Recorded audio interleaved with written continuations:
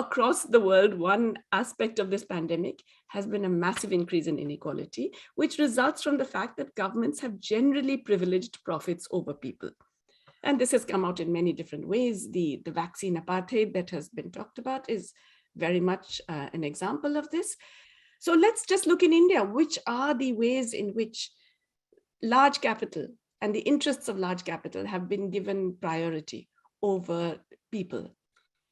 Intellectual property rights. India was part of a group with South Africa that fought in the WTO for a waiver on the intellectual property rights regime that inhibited the spread of technology for COVID-19 during the pandemic. So we played a good role internationally in that. What did we do domestically? We did not actually allow the dissemination of the vaccine technologies that existed in the public domain, such as Covaxin, which was developed by the ICMR, but was nonetheless given to one single company, and where the subsequent decision to allow a wider production of this came very, very late, to the extent that those vaccines are still not available. We have enabled digital monopolies. In fact, we've positively pushed them by putting so many public services hand in hand with these digital monopolies, which operate increasingly to add to surveillance without necessarily adding to the ease with which individuals can actually access their rights and the amenities and facilities that should be available. And we have done all of this in ways that reduce both the power and the bargaining power of workers and the basic democratic power of citizens, and increase the power of corporates and of the state.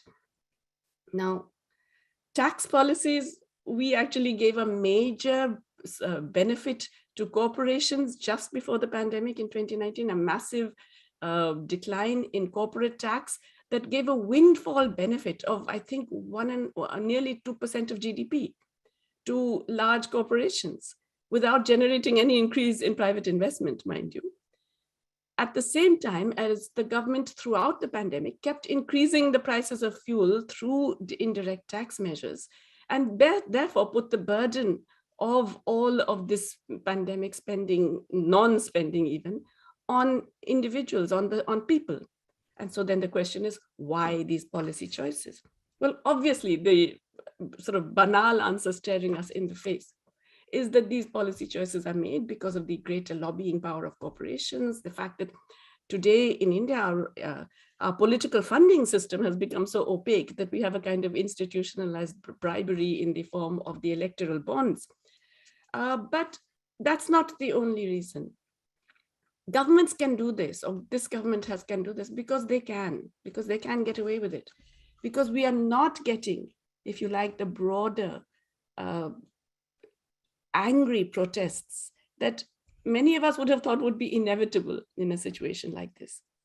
And even the attempts that we are seeing are very difficult in a situation of such labor surplus, of such a decline in employment availability, that really workers have almost no bargaining power at the moment. And so it's really harder to mobilize and to generate any kinds of active employer response in return. Again, India is an extreme example of what is possibly happening to capitalism globally, which is that it is an extreme phase of capitalist decay in which capital has become too powerful for its own good. There's nothing inhibiting it. Regulation, different powers of, countervailing powers of trade unions or other kinds of citizens' lobbies or anything. But this inevitably has limits because it cannot generate the kind of growth and accumulation, which is the raison d'etre of capitalism.